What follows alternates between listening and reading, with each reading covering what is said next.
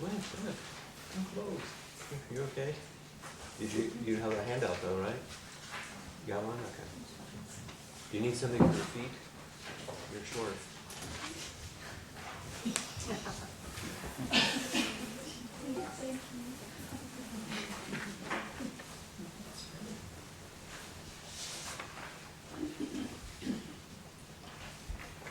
So let's chant the Bodhisattva vow to begin our class. So, in a traditional center, if it was announced that we're going to chant Bodhisattva's vow, you hear Bodhisattva's vow. Called a stop. A little like that. It's a kind of a rude way to begin, isn't it? It's not. Call to attention. Beings are numberless. I vow to free them. And Delusions are inexhaustible. I vow to end them. Dharma gates are boundless. I vow to enter them. Buddha's way is unsurpassable. I vow to become it. Beings Beings are are numberless. I vow to free them. Delusions are inexhaustible. I vow to end them. Dharma gates are boundless. I vow to enter them. Buddha's way is unsurpassable. I vow to become it. Beings are numberless. I vow to free them. Delusions are inexhaustible. I vow to end them. Dharma gates are boundless. I vow to enter them. Buddha's way is unsurpassable. I vow to become it.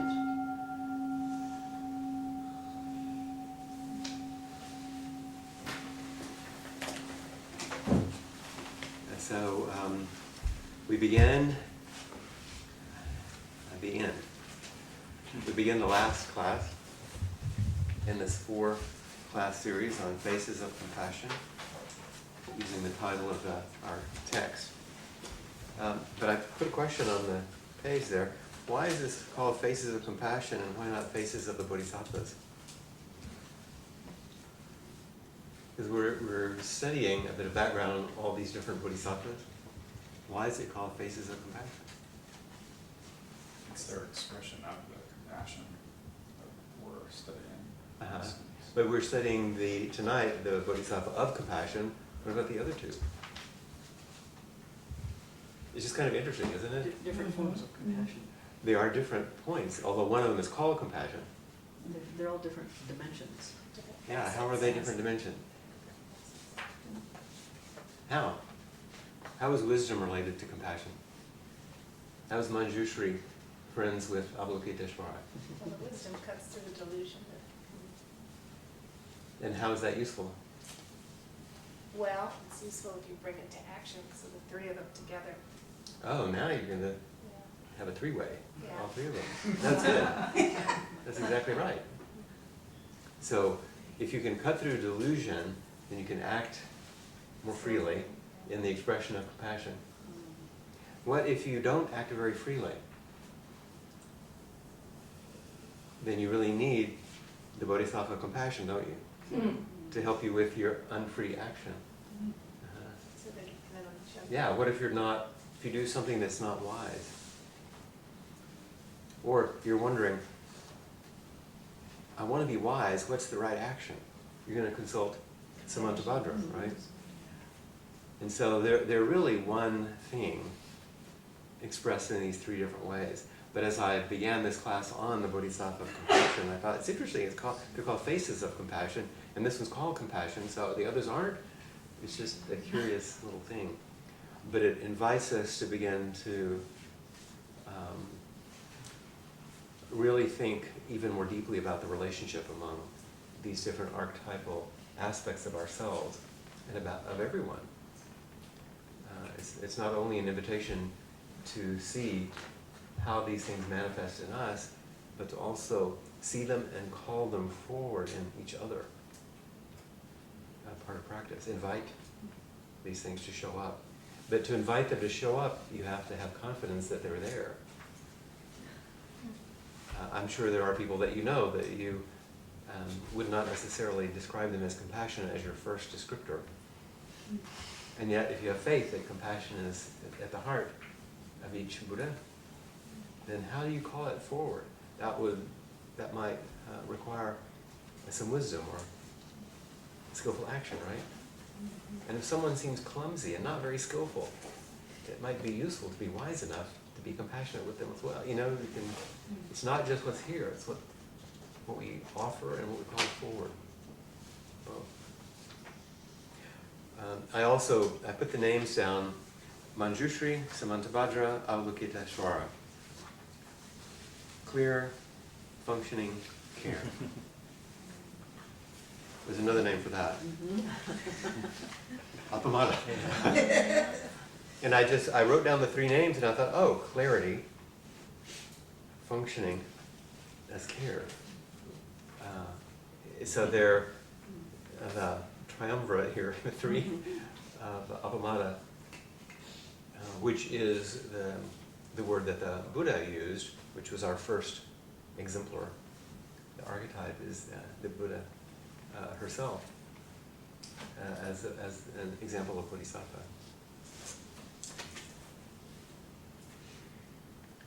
When I was ordained, I received many gifts. People were quite generous. You get these things that show up out of nowhere, like you do at a wedding, you know, or a baby shower or something.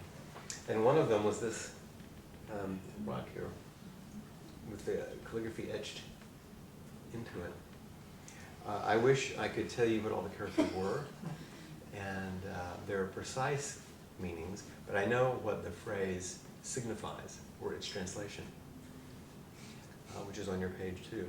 No love without truth, no truth without love. And I thought, what a nice, this could be like the headline for the Bodhisattvas, right? You're not going to understand love without opening, without Manjushri, opening us to truth. Then it's not love, it's something else. But you're not going to be able to move to truth without some compassionate capacity to meet the love that you want to offer that's coming toward you. And Samantabhadra, I think, mediates all of that. It is its function. So I don't know if that makes sense to you, but I really liked that. Once again, I wish I knew what the kanji were, that we could get someone to read it at some point. But this is what I was told its meaning was, and that's why it was given to me, because of this nice phrase. I'll send it to my sister. Huh? I'll send it to my sister. Oh yeah, you can just take a picture, can't you? Oh, that'd be great. Yeah. Wonderful, wonderful. Thank you, thank you. Nor clarity without relatives. Japanese relatives. They can read these things. So once again, as we've done each week, I won't be teaching the text. I'll be reflecting on the text, because the text is beautiful. Beck and I were talking about it. The scholarship is so good. And this chapter is really full, isn't it? There's so much. It seemed like almost an entire book in itself.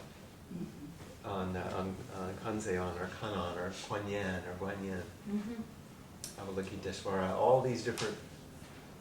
There are many facets of the faces of the Bodhisattvas, and infinite, seemingly, facets of just this one. Hands and eyes and everything. Hands and eyes and everything, exactly.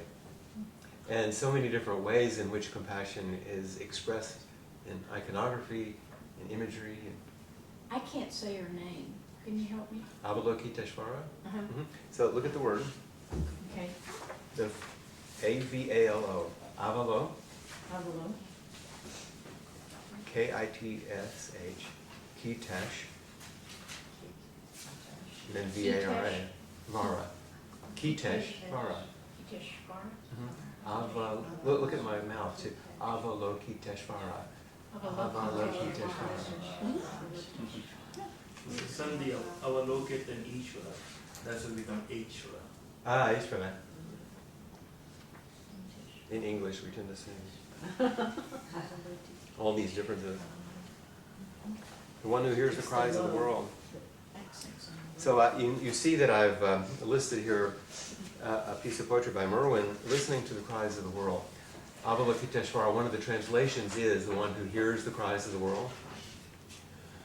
What I want to do is pretty much what we've done in the other classes is let's step through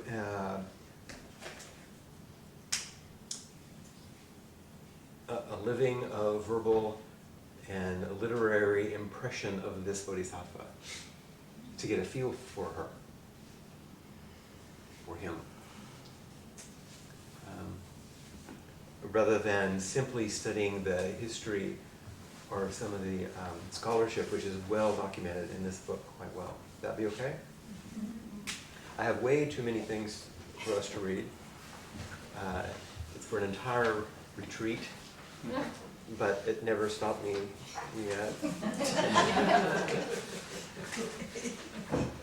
Because I think you're up for it. These are not things that we're going to necessarily study, but you will have them for your study, which is also our way, to give you things to work with. How many of you have continued to work with the questions that I've given you? Do you use them? Because they're a lot. If you really begin to work with those questions, Morgan, hi. Hello, come in. Anywhere where there's a white page, you got it.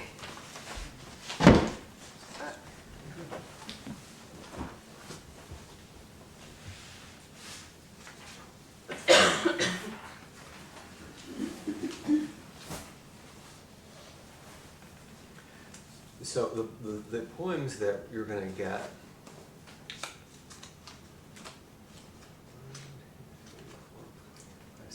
and although I tend not to like things stapled together too much, at least it gives you the whole batch at once, and we don't have to keep passing them out. And they don't fly all over the place with staples.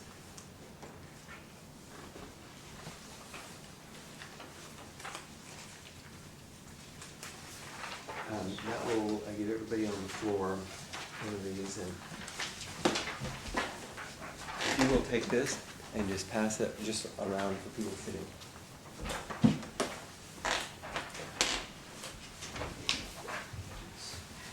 So don't start looking through them because it won't help anything, and you'll just be focusing on that.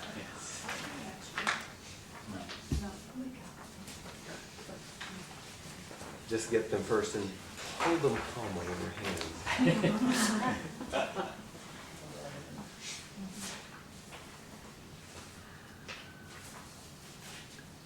Feel the lightness of the paper and the depth of the teaching all at one time.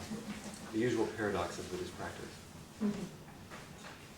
And then the remaining ones that you don't take, if you just put them on a chair next to you back here, that'd be great.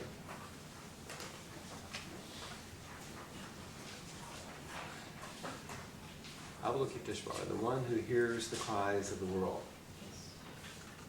So here is W.S. Merwin speaking in a way that to me resonated with what's required to cultivate this deep capacity of meeting and listening and responding to the world, which he entitles Thanks. Listen. With the night falling, we are saying thank you. We are stopping on the bridge to bow from the railings. We are running out of the glass rooms with our mouths full of food to look at the sky and say thank you. We are standing by the water looking out in different directions. Back from a series of hospitals, back from a mugging, after funerals, we are saying thank you. After the news of the dead, whether or not we knew them, we are saying thank you. In the culture up to its chin in shame, living in the stench it has chosen, we are saying thank you. Over telephones, we are saying thank you. In doorways and in the backs of cars and in elevators, remembering wars and the police at the back door and the beatings on the stairs, we are saying thank you. In the banks that use us, we are saying thank you. With the crooks in office, with the rich and fashionable, unchanged we go on saying thank you, thank you. With the animals dying around us, our lost feelings, we were saying thank you. With the forests falling faster than the minutes of our lives, we were saying thank you. With the words going out like cells of a brain, with the cities growing over us like the earth, we are saying thank you. Faster and faster with nobody listening, we are saying thank you, we are saying thank you and waving, dark though it is.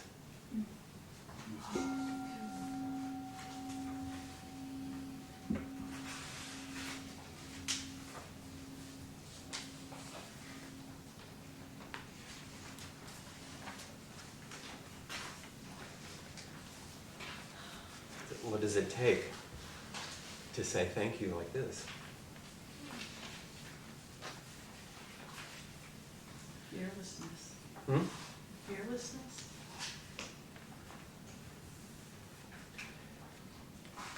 Maybe, I think fearlessness is overrated, to tell you the truth. I think fearlessness, for me, this is my take on it, because I understand what you're getting at, is in a way a false hope that we could be without fear. I think it's maybe closer to a willingness, even though we're afraid, which is what is being said in ways that are shocking.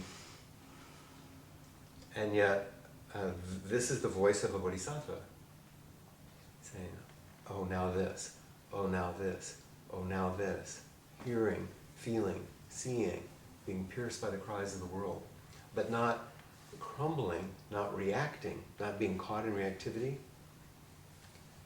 but as Reb Anderson once said in speaking about what it means to sit and face the wall, that sitting and facing the wall is basically the attitude which you've heard us both say. Thank you very much, I have no complaints whatsoever. That's the mind of zazen. Mm-hmm. Thank you very much, I have no complaints whatsoever. As preferences and complaints arise, thank you very much, I have no complaints about having complaints. Mm-hmm. As difficulties and resistances arise, your posture continues to represent, thank you very much, I have no complaints against my complaints. Mm-hmm.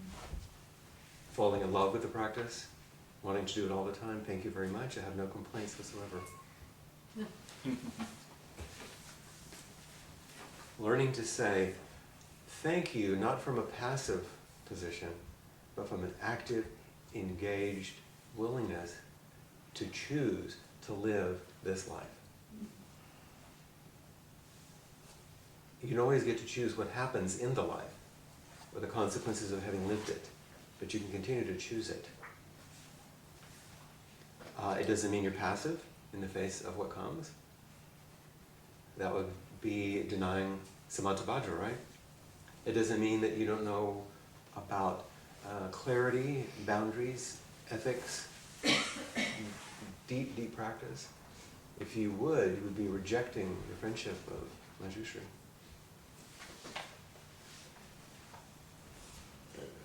Kuan Yin opens her heart, opens her hands, opens his eyes, opens his ears, and says, thank you very much. I have no complaints whatsoever. Then acts, because on those hands, on those statues are what? Implements. All these implements. That's Samantabhadra, emanating from Avalokiteshvara. How are they to meet? That's Manjushri, going forward out of Kuan Yin and saying thank you. And this is a poem that you can read. It has a rhythm to it, doesn't it? It's that you have to read it out loud. Read it to yourself. Imagine what it would be like to take this as a practice instruction. And it can be heavy, it can seem depressing. If it is, notice who's listening, who's reading, who's evaluating. If that's okay, then be compassionate to that which arises. Because this is the way it's going to be. And every lovely thing in between every line, too. The thank you is the loveliness. The illness, old age, and death is what caused the Buddha to become this exemplar of a bodhisattva that we started with. And that is not the whole of life, but those are the inevitables in life. A life that is a great gift if we choose it, if we say thank you. Otherwise, it's just a pain and something to get through. And why is it like this? And I can't believe this is what I got. Which is not a very pleasant way to live, and it's in no help to anyone else. Yes? What I get when I start with this is the pain. Yes? That's what a bodhisattva would feel about the world. That's what calls forward the bodhicitta. That's what calls Yeah. forward the impulse.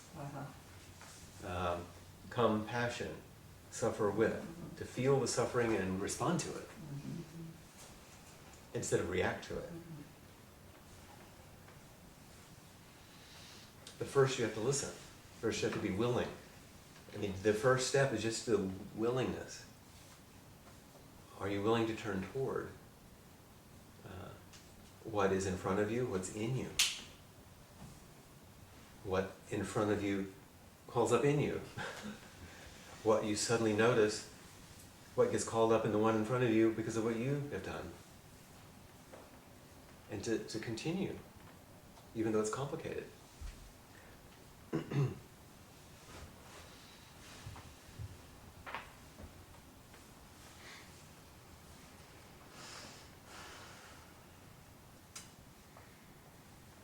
Saying thank you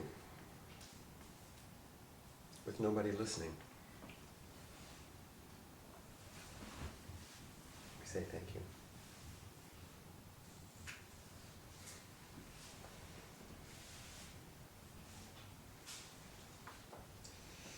If you cultivate this willingness through practice, and I think steady ongoing practices cultivates this willingness, which isn't a series of dire things. It's a capacity to meet everything. And it's an odd, I think it's an odd result in some ways of sitting in zazen that we cultivate such a capacity. But most people shake their head a little bit when I say it, because you know from your own experience that it's true, but it's kind of strange how it happens, isn't it? That one would cultivate such a profound capacity by what looks like doing almost nothing, because of the willingness to sit in a noble posture with some dignity in the face of everything, so that the Four Noble Truths, it's not just the Four Truths, the Four Truths that express what it means to be a noble human being come forward, which basically means, how do we, in a noble way, accept the inevitable suffering that comes in life? The truths aren't, this is what you do to never suffer again. There is a necessary suffering. The first noble truth is, there is suffering. There's dissatisfaction, there's struggles, life is a lot. And there is a word we don't use very much, there's an ignoble way of meeting the realities of life. That's called everyday life. Samsara, what you see around you. In a culture up to its chin in shame, living in the stench it has chosen. That's a nasty line, isn't it? but man, you don't have to look far on the news, do you?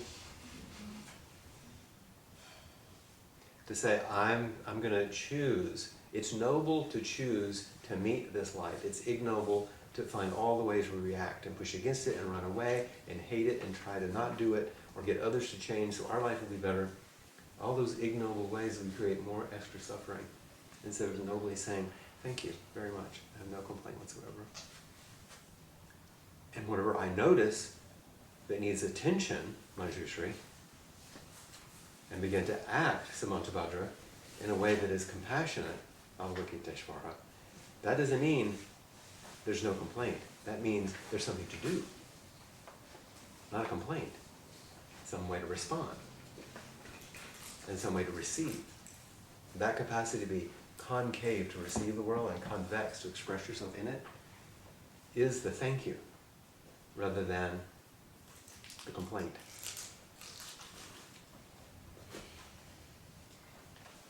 There's a short quote here by Ara Glazer, and she wrote a book called A Call to Compassion, Bringing Buddhist Practices to the Heart of the Heart into the Soul of Psychology.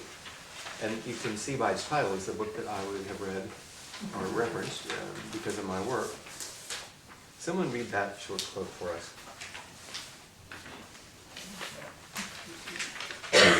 It's right under it's on the first page, right under the listing of the Merwin.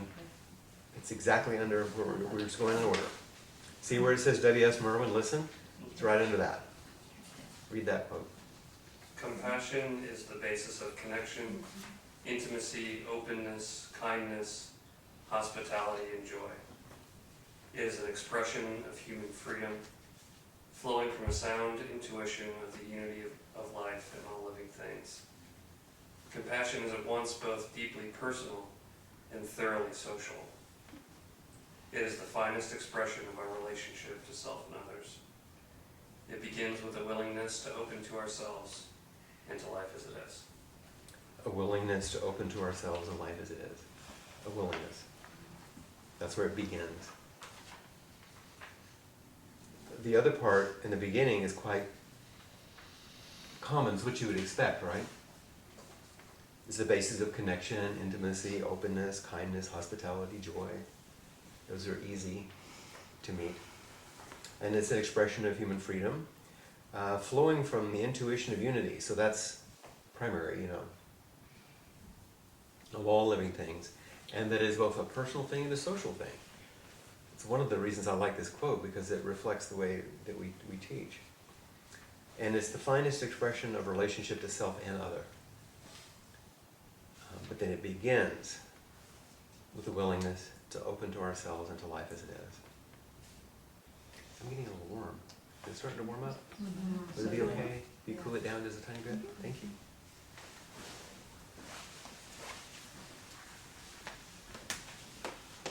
Any other comments or questions about that? It's really straightforward.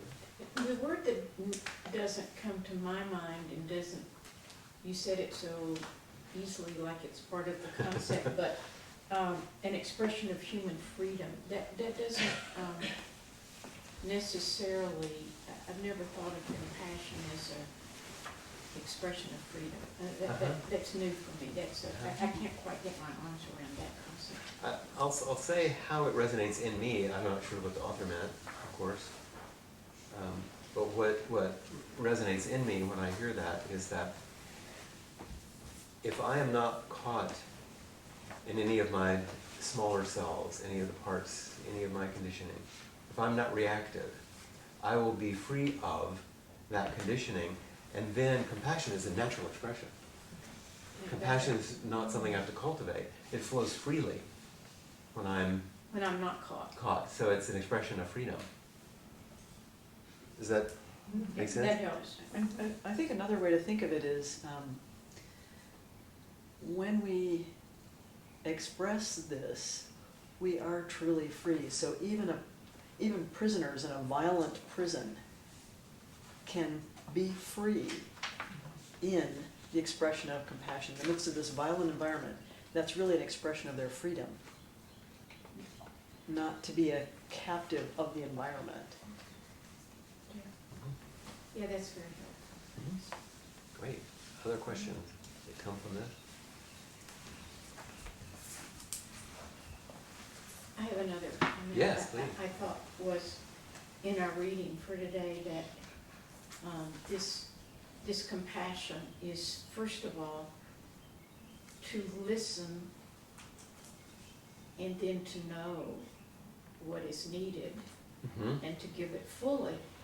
And then by receiving this generosity, to know what the other person wants and needs, that's so important. It's not easy. Yeah, it's not. But then the next level is that generosity then causes that person, perhaps, hopefully, maybe, to express that compassion to someone else. It's catching. That's right. It's That's right. contagious. So, That's important. thank you for that introduction to the next poem, which you will now read. So just flip over to your second page. How does this look in action? Exactly what Bian just said. Which page are we using? On the poetry, On the poetry page, got it. number 2. At the corner store. You know this one? I don't. So if it's going to work, it should work at the corner store, right? That's right. So the type is a little smaller on this one, but I had to get it on one page. So just take your time, since you've not read it before, just go through it easily. All right. Mhm. It was a new old man behind the counter, skinny, brown, and eager. He greeted me like a long-lost daughter, as if we both came from the same world, someplace warmer and more gracious than this cold city.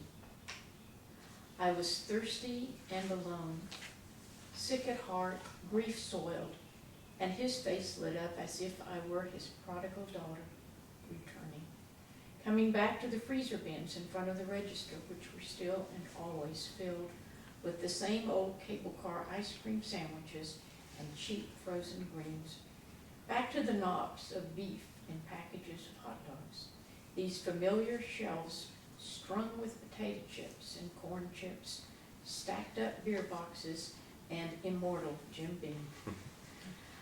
I lumbered to the case and bought my precious bottled water, and he returned my change, beaming as if I were the bright new buds on the just bursting open cherry trees, as if I were everything beautiful struggling to grow. And he was blessing me as he handed me my dime over the dirty counter and the plastic tub of red licorice whips. This old man who didn't speak English beamed out of love to me in the iron week after my mother's death, so that when I emerged from his store, my whole cockeyed life, what a beautiful failure, glowed golden like a sunset after rain. Frustrated city dogs were yelping in their yards, mad with passion behind their chain-linked fences, and in the driveway of a peeling paint house, a woman and a girl danced to the contagious reggae. Praise Alleluia, the Buddha Kuan Yin, Jesus, Mary, and even old jealous Jehovah, for eyes, hands of the divine everywhere.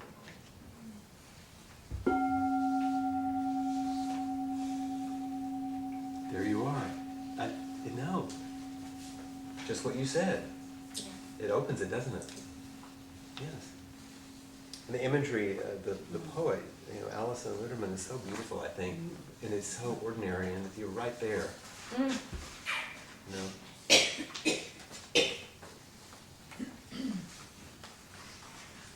Like you know that old guy, right? Skinny, brown, and eager.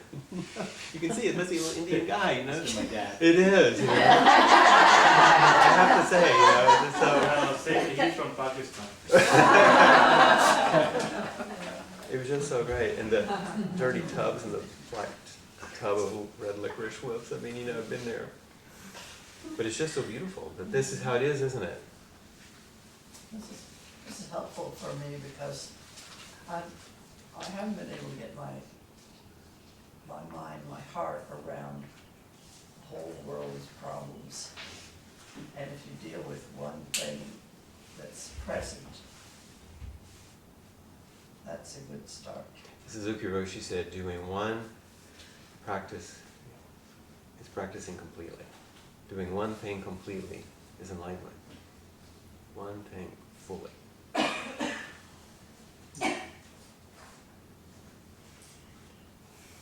So I don't know that there's a whole lot more to say about this. And so once again, I know I'm giving you a lot. You can go back to it, but this poem touches me every single time. And I'm so glad. I mean, it came to you so beautifully. It just was ready to be read, and then for you to read it so fully, I really appreciate it, Ian. Oh, thank you for that. Yeah. So the last two lines, does that image, to me, that I just saw the many hands of Yes, compassion. here it is. Is that what, yeah. I don't know that that's what the author was saying, Yes. but the author is reflecting something that's universal. That once we begin to see through the eyes, through the face, of a bodhisattva, that's what you see. It's not as if, oh, there are a lot of bodhisattvas everywhere. There are, but also once you see through the eye of a bodhisattva, everything is enlightenment. Everything is freedom. Everything is that. Yeah, What comes to me when you listen to it, it looks like to me that compassion is not something you achieve. That is the true nature. yes, When others falls off, that's what's that's what remains.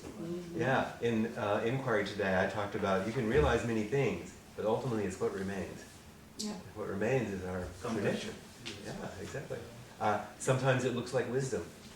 It's clear seeing. Sometimes it looks like an open heart of compassion. Sometimes it looks like an open hand.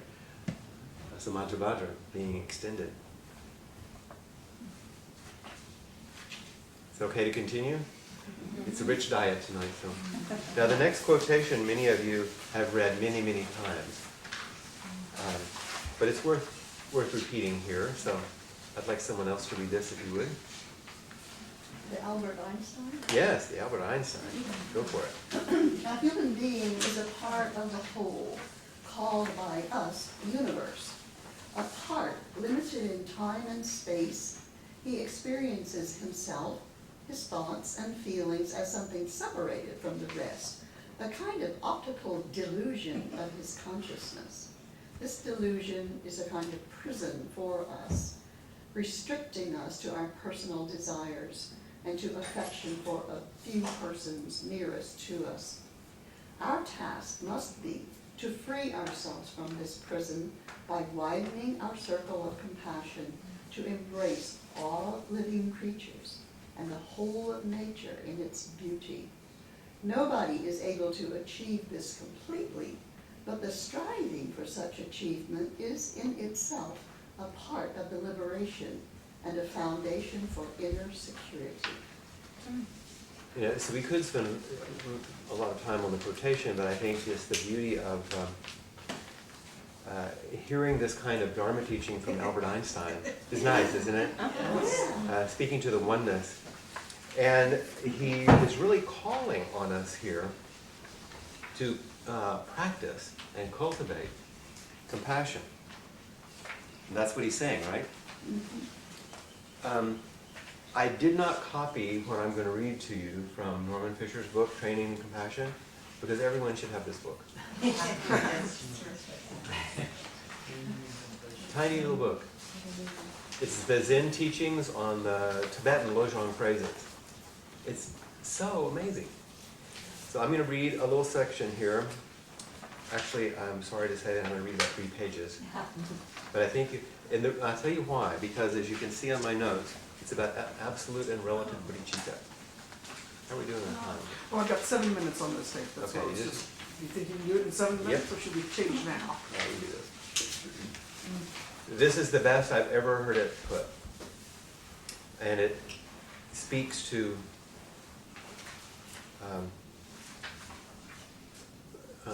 what is being pointed to by Einstein. So, listen to this. So, bodhicitta is this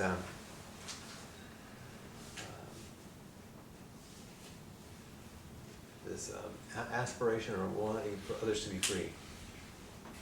Bodhi is free, heart, citta, heart, mind, it's the freedom. Okay, absolute bodhicitta is absolute love. Love that's bigger than any emotion, bigger than any object, so big that there's no lover and no beloved.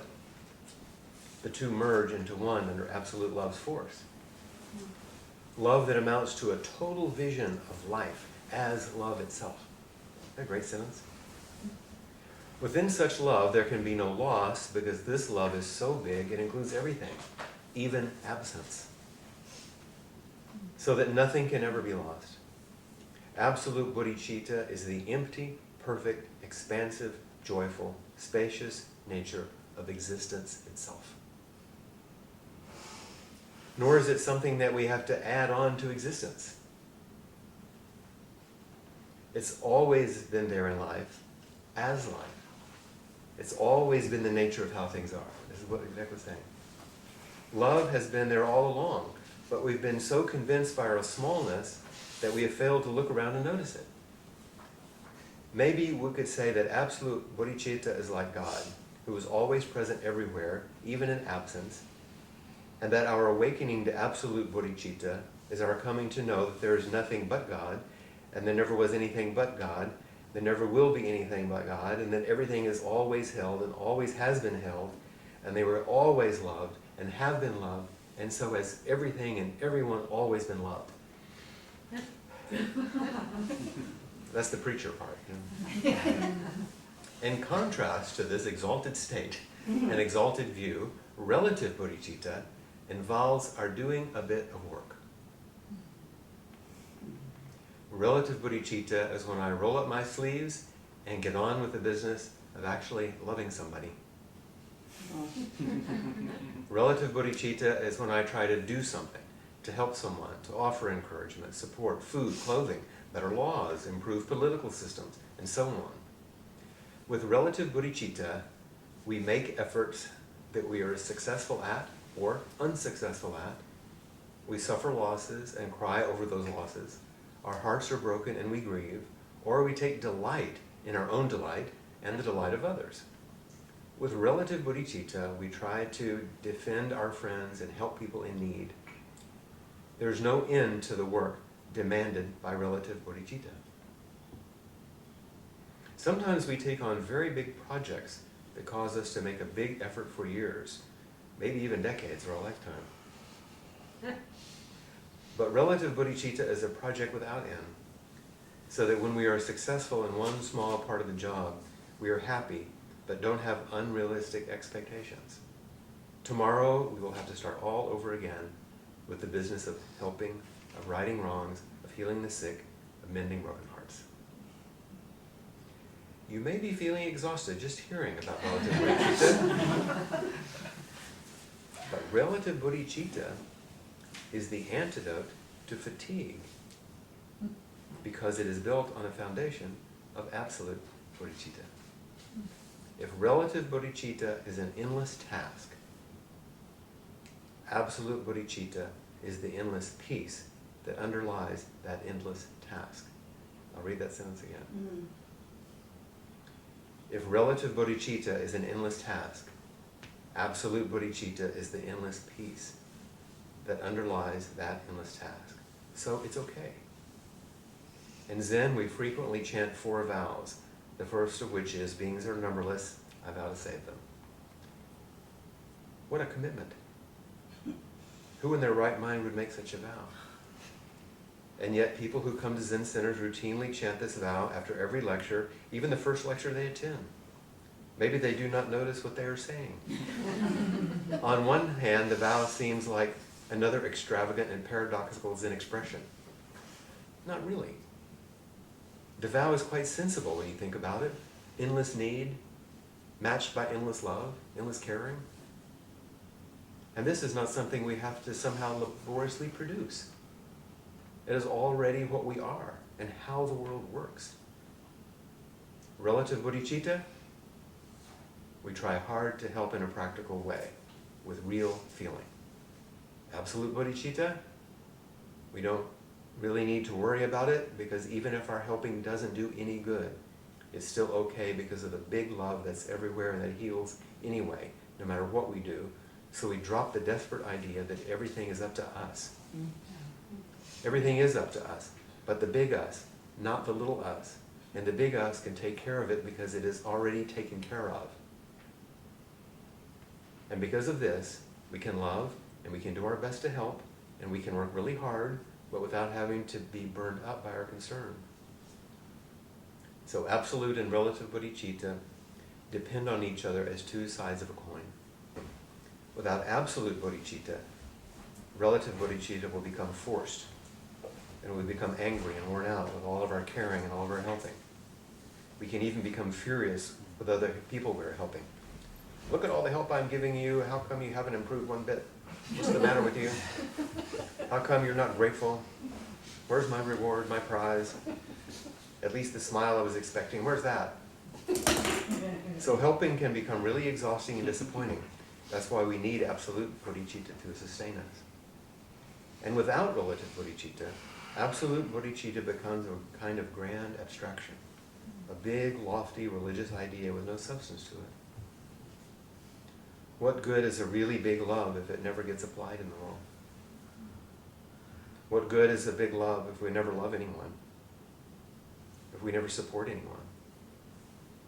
And when we do love someone, when we do support someone, we become awakened thanks to that person or those people. We become liberated from the dream of self-clinging. We become truly and lastingly happy.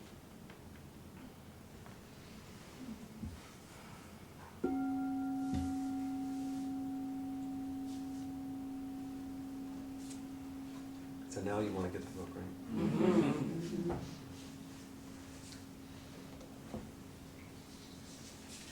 Okay, we'll want to read the next one. Read Stafford. Only because I think you'd like this one.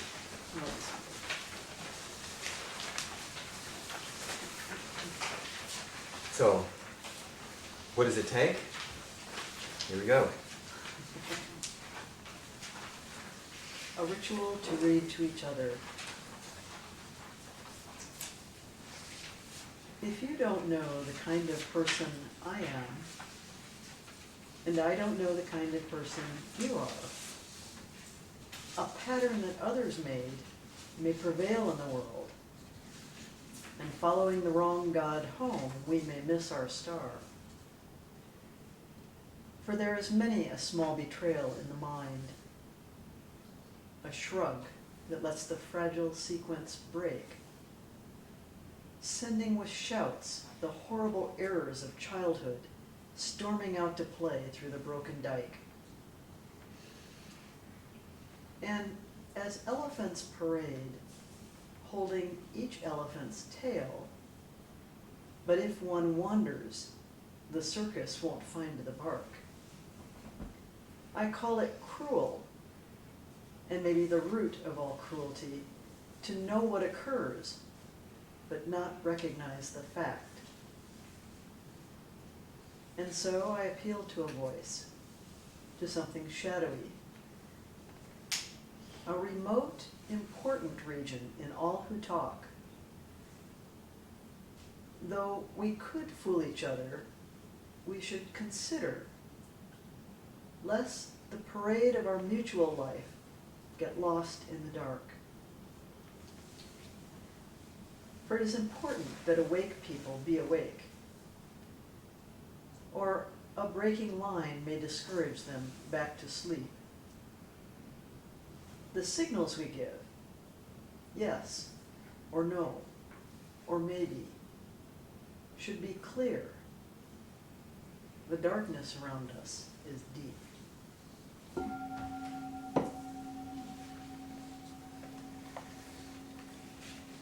Hey, can you see all three of our Bodhisattvas in here? Mm-hmm. The voices of Manjushri, voices of Avalokiteshvara, expression of Samantabhadra.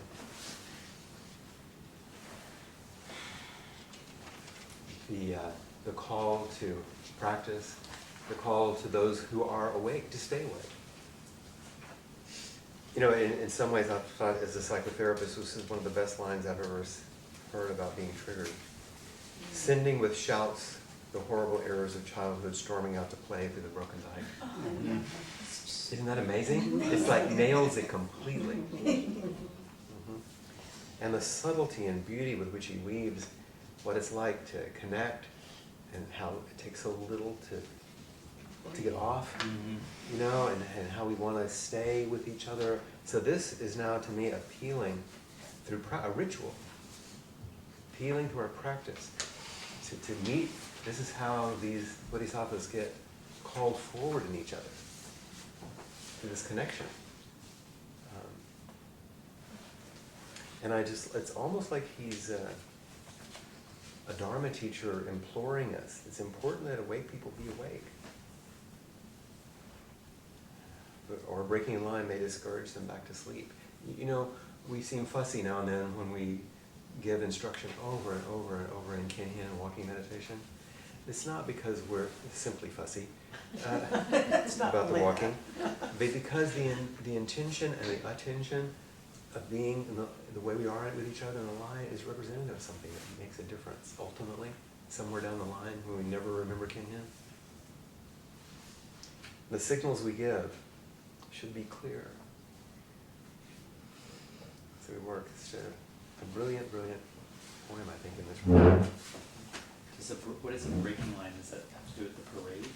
Yeah, breaking the line, like breaking the line of elephants. Okay. He's referring back to that. Yeah. Yeah. That's what We'll get lost in the night.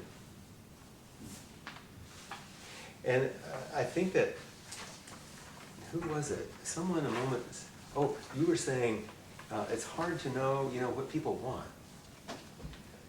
Helping them. And I've made a small notation here under the William Stafford poem where it says the Platinum Rule. There's a place in our book on page 174.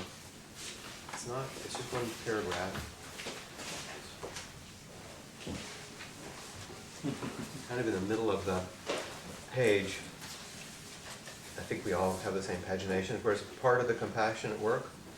See that paragraph? Mm-hmm. Someone like to read that paragraph for us? Okay, great. It's interesting, I have marked it as important. I underlined the whole paragraph. I do too. Yeah. Go ahead. Part of the compassionate work of a bodhisattva is simply to give beings what they want. The frustration of basic material needs often blocks the deeper work of liberation, the bodhisattva's ultimate concern. Starving beings usually cannot attend to spiritual matters. The bodhisattva of compassion may also grant someone's wish as a means of cultivating that being's affinity with the practice of awakening. To be granted one's wish provides the experience of generosity, which can be contagious, encouraging, caring for others, and loss of self-centered concerns. This manifestation of Avalokiteshvara, granting being their desire with his magical jewel, also conveys his sense of kindness, relief with his relaxed, though dignified bearing. Very nice. That paragraph had a lot of meaning to me. Yeah, it did, and I had some questions and things that came up. Yeah, That's- exactly. yeah. Of course, when it says giving beings what they want, that's not the same as a stick-up, Sometimes we're held up. People demand things of us. And that's why Manjushri and Samantabhadra need to accompany Avalokiteshvara. Because just because someone wants it doesn't mean it's the best thing. You know what I mean? I understand what he's saying here, and that's why I have written on our notes here, variations of the Golden Rule. And there's a very nice reference you might want to pick up. The lead rule, treat others the way they deserve to be treated.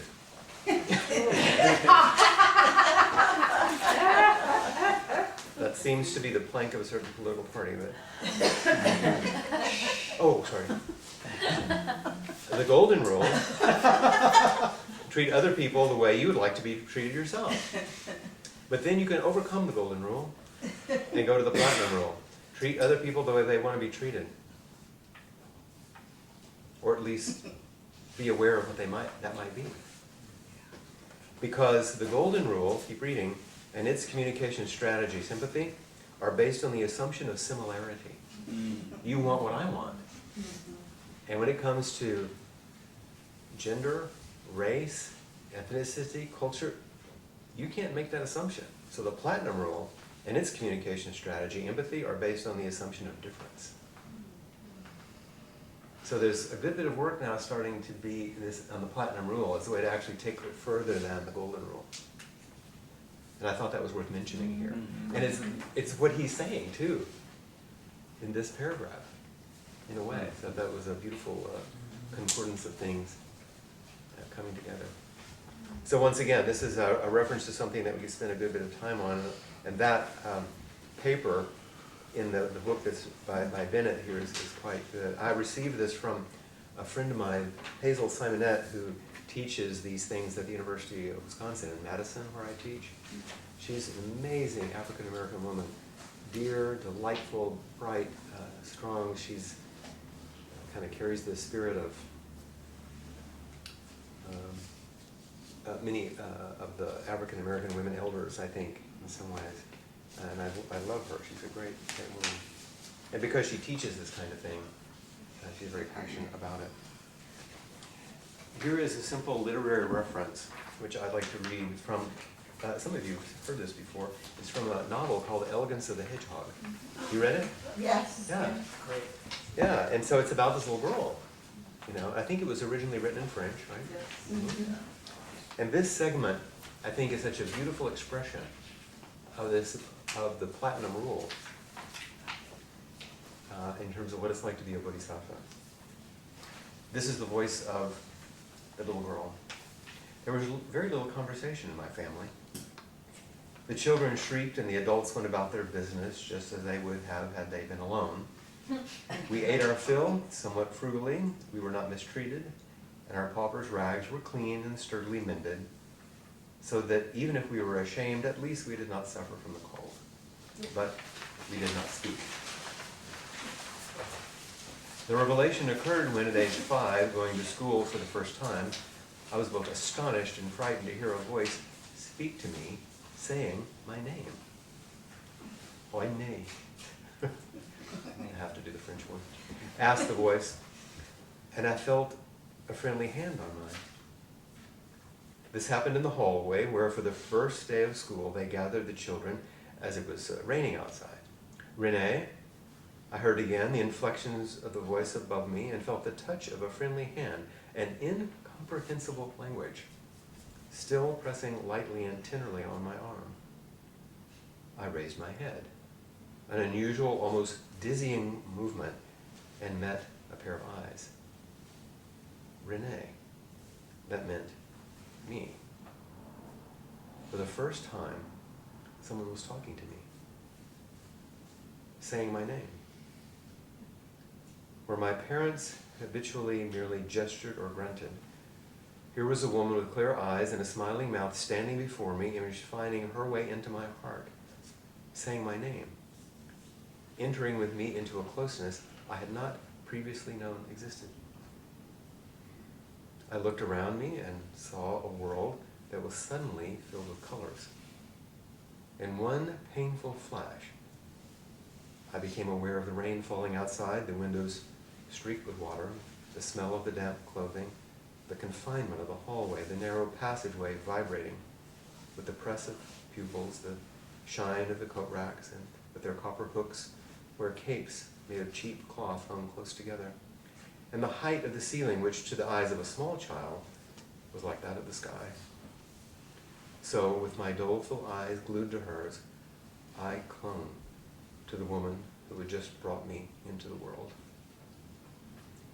Renee, said the voice again, don't you want to take off your raincoat? And holding me firmly, so I would not fall, she removed my clothes with the agility of long experience. We are mistaken to believe that our consciousness is awakened at the moment of our first birth. Perhaps because we don't know how to imagine any other living state. It may seem to us that we have always seen and felt, and armed with this belief, we identify our entry into the world as the decisive instant where consciousness is born.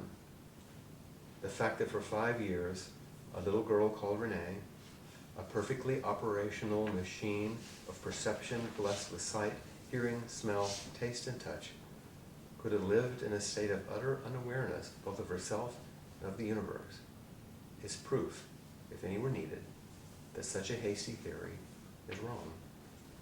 For in order for consciousness to be aroused, it must have a name.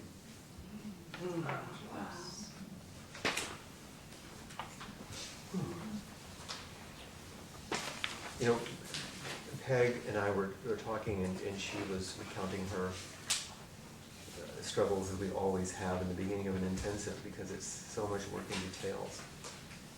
And she said, I don't know why I fuss so much with these name cards, you know? We don't really have to have them. You can just look at the thing and see where you sit and find the right symbol. And you know, because we were frustrated and there was too much to do. all that kind of stuff. And then, wasn't it Lisa? Who was it? Yeah. Lisa walked in and said, do you remember? Yes, I commented on You said, the name tag. and how you felt when you walked in and how it changed when you saw the name. It did. I thought, oh my goodness, what? Here I am at another intensive. It's like, kind of like, what am I doing here? Oh, And someone took care. and yes, and this beautiful name tag was here. So carefully done. It was just, it was so pleasing and it was so mindful. Yeah, I just felt joy. That's it. That just set the tone. Yeah, and this little piece you can really resonate with, can't you? No. It's so, we read all the beautiful things about the history of Avalokiteshvara and all the iconography, but through these things I hope you get the feeling. Because these are real pieces of unfolding. When this is not the case, when we struggle, we always have a feast to turn to, of course.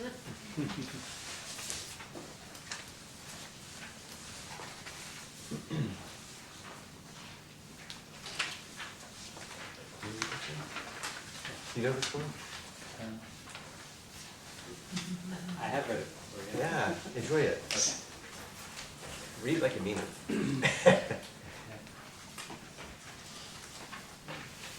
I know the way you can get.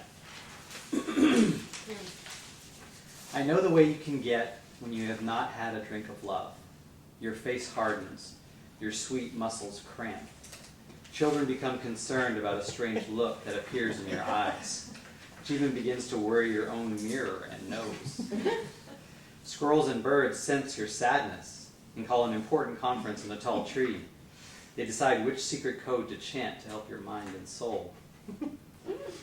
Even angels fear that brand of madness that arrays itself against the world and throws sharp stones and spears into the innocent and into oneself. Oh, I know the way you can get if you have not been drinking love. You might rip apart every sentence your friends and teachers say looking for hidden clauses. You might weigh every word on a scale like a dead fish. You might pull out a ruler to measure from every angle in your darkness the beautiful dimensions of a heart you once trusted.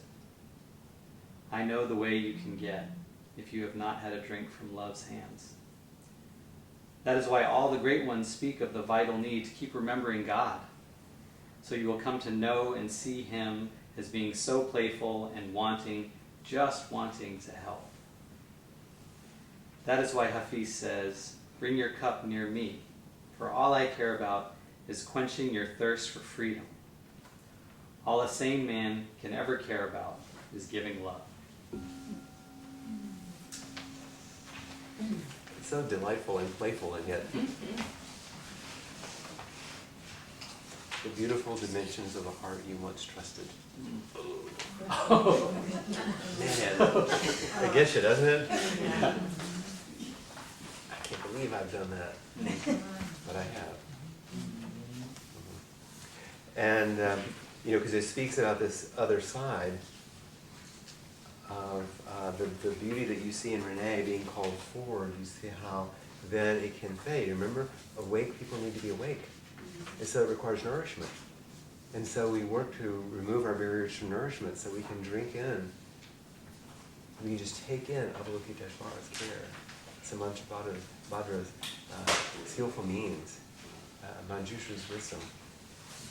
Otherwise, we come forward in ways that are unskillful, and all those ways they can be otherwise quite skillful.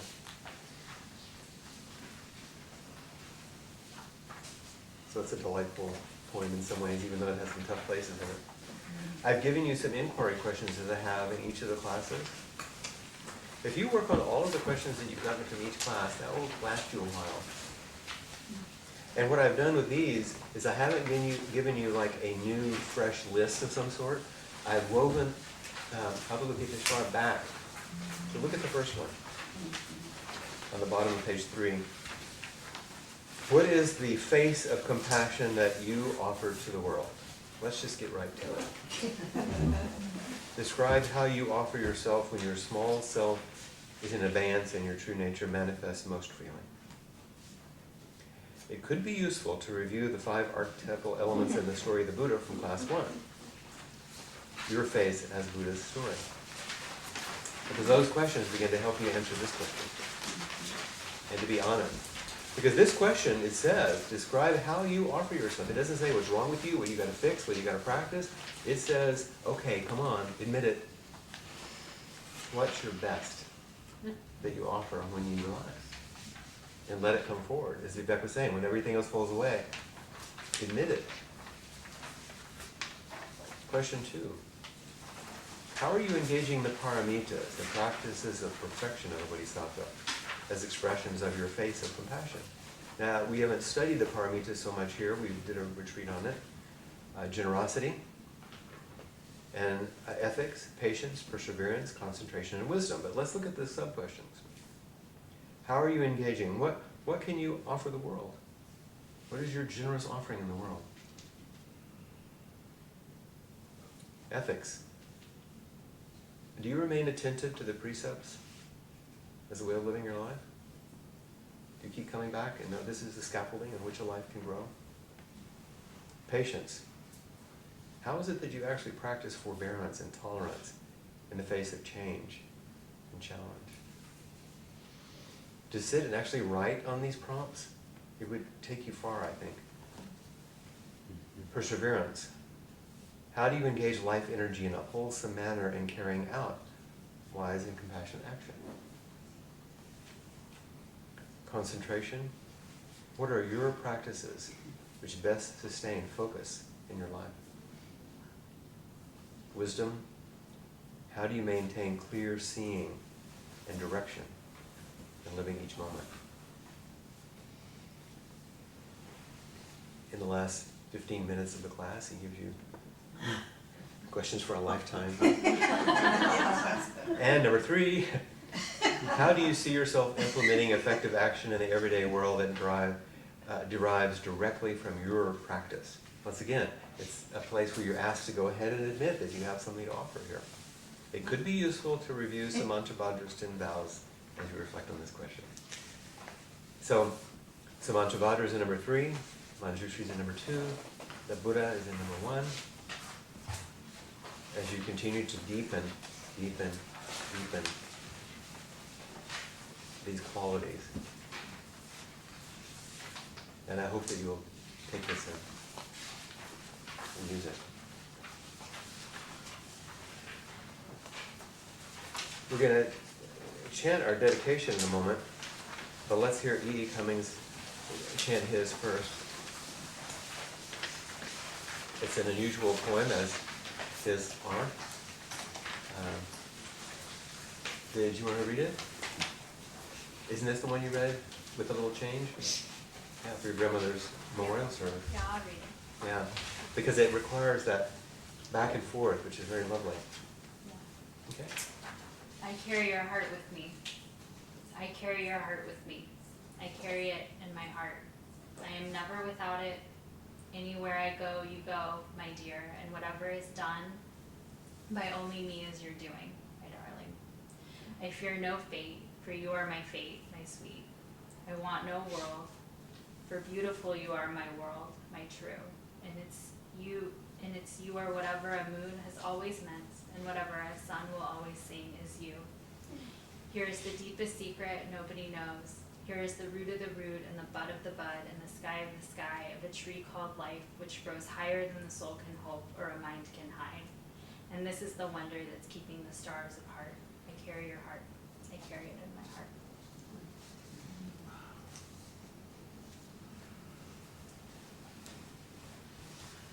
I think you should have her read it again. And hear it one more time.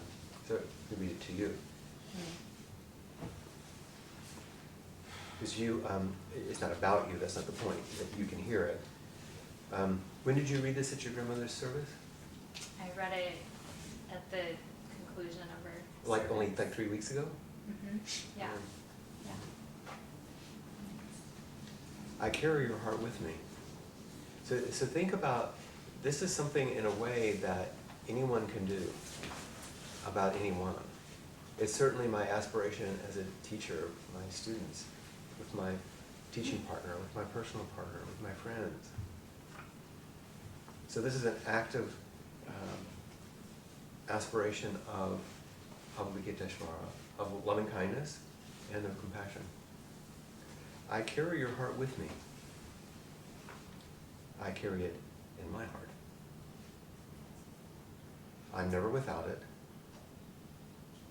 Anywhere I go, you go, my dear.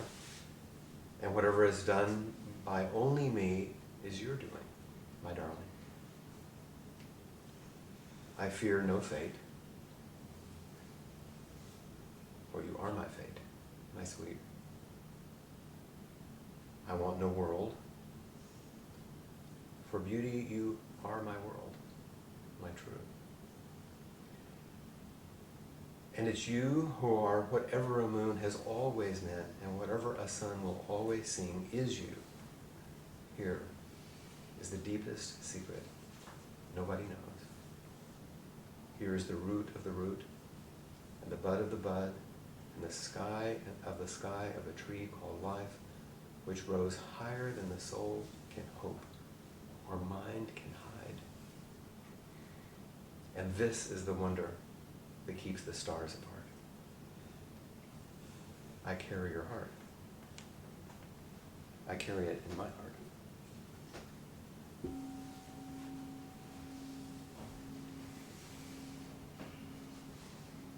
Of course it can be read as a love poem.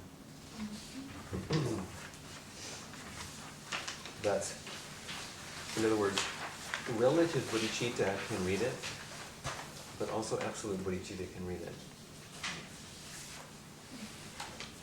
Because ultimately our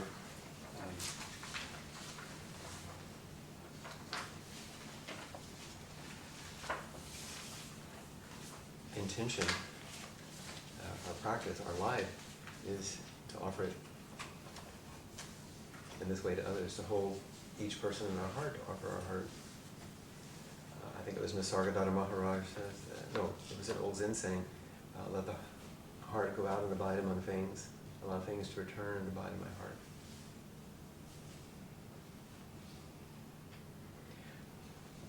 I have also added at the very end of the page here a follow-up reference for you.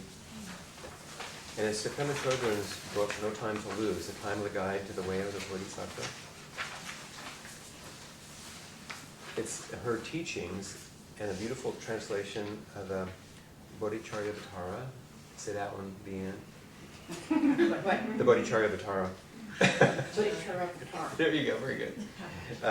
Which is a wonderful Shantideva's work on the way of the Bodhisattva. It's quite amazing. And she makes it, as Pema does, very accessible. It's a pretty good chunk of teachings, but it's really great. In case you want to take this further, I would recommend it. So should we do our chant?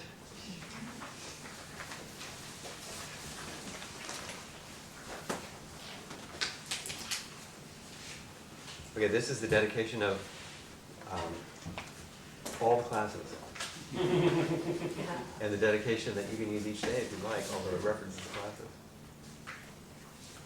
And may all awakened beings extend with true compassion their luminous mirror wisdom.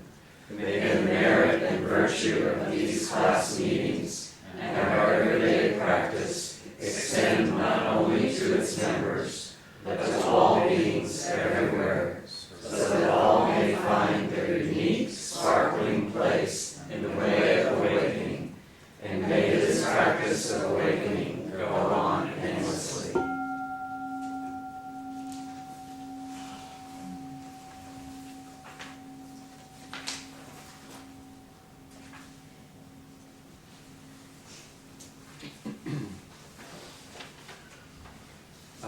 I wore my rakusu tonight, this one, which was made for me at Austin Zen Center when I was authorized to teach. So it's a patchwork of squares from each of my Dharma brothers and sisters from their zafu, from their zabuton, from their cloth, from their robe, from something.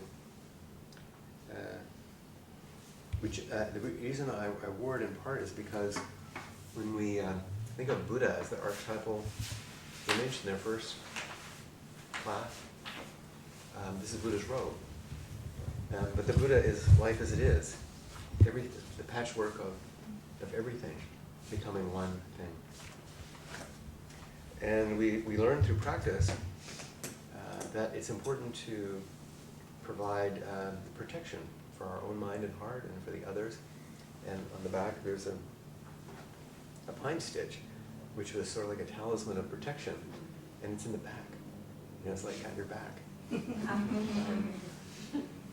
And on the inside, the perfectly beautiful white silk that we give our teachers, they defile it in a beautiful way. They write on it our name in different seals, and I'll tell you what's on this one. And the reason I'm saying it is in part because of our ending now.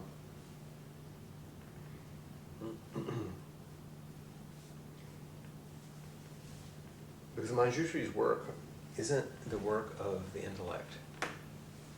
It's the work of wisdom. And Avalokiteshvara's work is not the work of just the human heart, not just emotion, but of the totality of embodied meeting and compassion. And the work of Samantabhadra isn't just doing the right thing at the right time. It's the willingness to do something, and the willingness to fail and to keep going. What my teacher wrote on here was the end of a koan, a story in which Yantu and his friend Zhui Feng were caught in a snowstorm. And one of them was very a rigorous Zen student. And they were trapped. They weren't going to go anywhere for a while because they were snowed in. So one of them decided he would just sit zazen. And the other guy was like hanging out smoking a cigarette or something. And so they had a conversation about, why are you practicing so hard? And a little back and forth for a while. But the ending, Yantu, who was the fellow who was more relaxed, says to Zhui Feng, who was really attempting to use his thinking. Yantu said to Zhui Feng, what comes in through the gate is not the family treasure. Hereafter, if you want to help people, let it flow forth from your own heart to cover heaven and earth. At this, Zhui Feng danced around the hut and exclaimed to Yantu, today, Turtle Mountain woke up. They were on Turtle Mountain. What comes in through the gate is not the family treasure. What comes in the way we normally get it isn't the real deal. If you want to help people, let it flow from your heart. How are you? What is your face of compassion? What do you have to offer? To cover heaven and earth. And the result wasn't some, heavenly realization. He danced. He was embodied, and he didn't say, I woke up. Turtle Mountain woke up. The whole world wakes up. With that, when we see that face. So I hope that you'll see your own faces, and with those faces, what you will see is only the faces of Bodhisattvas around you, because that's a liberated world.